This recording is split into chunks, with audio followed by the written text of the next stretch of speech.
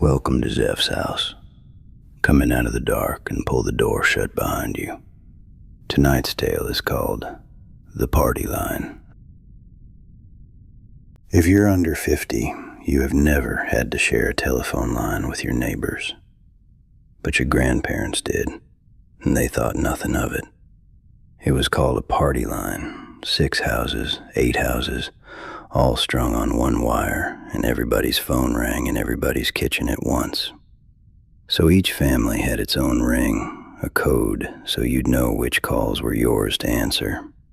2 shorts, a long and a short, 3 shorts. And there was one rule on a party line that everybody agreed to and everybody broke. When the ring that sounded was not your ring, you did not pick up your receiver and listen in. I'm going to tell you about the summer of 1963 on 4 miles of gravel in Fountain County, Indiana, when a ring started coming down our wire that belonged to no house on the road, and why, 60 years on, I still will not pick up a telephone on the first ring. There were 6 families on our line. I can still say the codes off like a child's prayer, faster than I can say my own grandchildren's birthdays. Us, the McVeys, 2 shorts. Ida Prather, a long and a short. The Kellums, 2 longs. Doc Shipley's widow, 3 shorts. The Averys down by the creek, a short and a long. And the Finn brothers, way out at the dead end where the gravel quit, 1 long, held out extra, so you always knew it was them. You knew your neighbors on that road by their rings, the way you knew their trucks by the sound the gravel made under them. And you knew, when a ring came that was not yours, exactly whose kitchen was getting news, and you could near always guess what kind by the hour it came. A ring after 10 at night was somebody dying. Ida Prather knew all of it, always, first. Ida was 60-some and widowed, and that line was her whole television. She'd lift her receiver soft as a pickpocket on every ring that came down the road, hand cupped over the mouthpiece so you'd not hear her breathe. We all knew she did it. You'd catch the little click behind the voices when she came on, and if her kitchen window was up, you'd hear her hens out in the yard behind her. Nobody ever called her on it. A party line has no secrets, only manners, and Ida's one sin was a lonely one. The 7th ring started in June. 3 longs, rung slow. Slower than the Vetersburg Exchange ever rang anybody. So slow you'd think the operator had fallen asleep with her thumb down. My mother stopped over the skillet the first time it came, and I watched her run the 6 codes in her head, same as I was doing at the table. 3 longs was nobody. 3 longs wasn't a code on our line at all. She said the girl at the exchange must have crossed a wire, and we let it ring on out. It rang 11 times. I have thought about that a great deal since. You have a telephone. Ask yourself the last time you let one ring 11 times. It came back 2 nights on. The same slow 3, and it came right at that hour when supper's cleared and the lights gone gold and long in the yard and the whole road goes quiet to eat. And then it came near every evening after, and always in that 1 hour, that gold hour, just shy of dark. We took to sitting through it. It is a strange thing to learn to sit through. A telephone ringing in your own kitchen that you know for certainty is not for you and is not for any living soul on the road. My father would keep eating, my mother would keep her hands moving, and our dog, a good stock dog, wouldn't flinch at a shotgun going off over his head. That dog would get up and leave the room every time the 3 longs came and go lie in the far corner of the porch and not come in till it stopped. I didn't think hard about the dog until I was a grown man. The dog knew something the length of that first summer that took me 60 years to halfway learn. Now you already know who picked up first, because you already know her name. It was a Thursday because my mother was putting up beans and the whole kitchen was steam and jars. The 3 longs came, slow, and cut off dead in the middle of the second ring, and any party line child knew what that meant. It meant somebody on the road had lifted their receiver and answered it.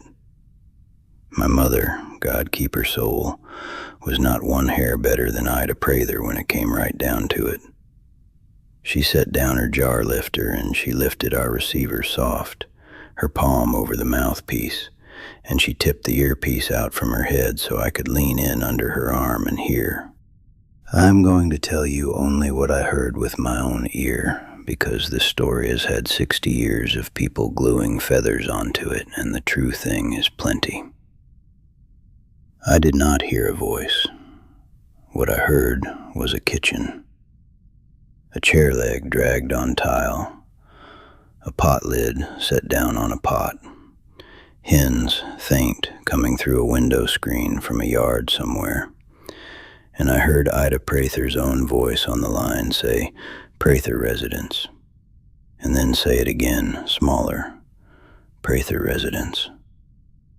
And then go quiet, all the way quiet, because I believe it landed on her the same half second it landed on me, there under my mother's arm with the bean steam on my face.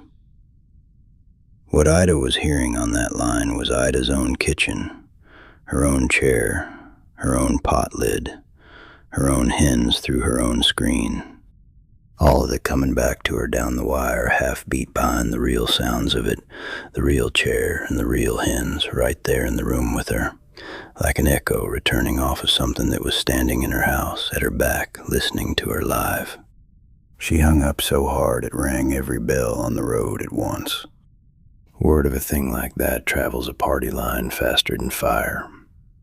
The Finn brothers, out at the dead end, they were not spooked men. They'd worked the strip mines and feared nothing you could point at.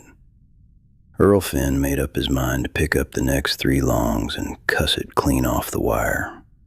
He told my father what happened, and my father did not repeat it to me for 20 years, until I was grown and Earl was in the ground. Earl said he lifted the receiver and said his own name into it, hard, and his own voice came back at him down the line, but not behind him the way Ida's had, ahead of him. Earl said every word he spoke, he'd already heard his own voice speak at a breath before his mouth made the shape, like a man trying to race his own shadow across a field at sundown and losing. He set the phone down easy, he said, the way you set down something that's looking at you. He did not sleep in the home place again. Moved his bed to his brother's end of the road, and the 2 of them kept the one telephone between them, and they kept it unplugged from the baseboard except an hour on Sundays to call their sister.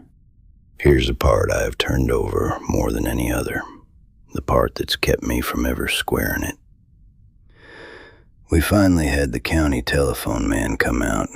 My father told the exchange we had a fault, a phantom ring, which was the truth as far as it went, and that fellow ran our whole 4 miles of wire with his little test set, clipping his handset on at every pole, listening down the line. And out past the Finn place, out past the dead end where the road quits and there's no more houses and no more anything, he found what he called a bridge, a spot where our line had been spliced onto another pair of wires.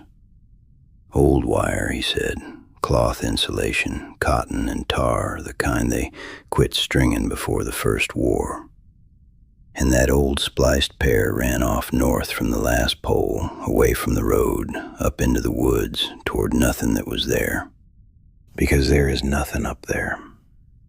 There is the old Shipley ground, where Doc Shipley's people farmed back before Doc, and where the very first house on that whole road had stood and had burned all the way to the sills in the winter of 1921, before any family now on the road was on it.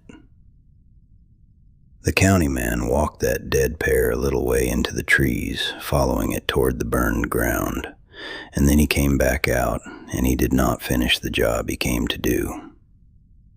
He told my father the cheapest thing was to have the exchange just drop our line entire and give us a fresh number on a different wire, He'd write it up, cable unrepairable, and be done. And he packed his set, and he left before the light went. I'll say this plain. A telephone lineman who would climb a wooden pole in a February ice storm would not walk that old wire to the end of it in the daylight of a June afternoon. Make of that what you will. I've made a great deal of it. They gave us the new line that August. New code, 2 shorts and long, new wire, and the 3 long ring never once came down it.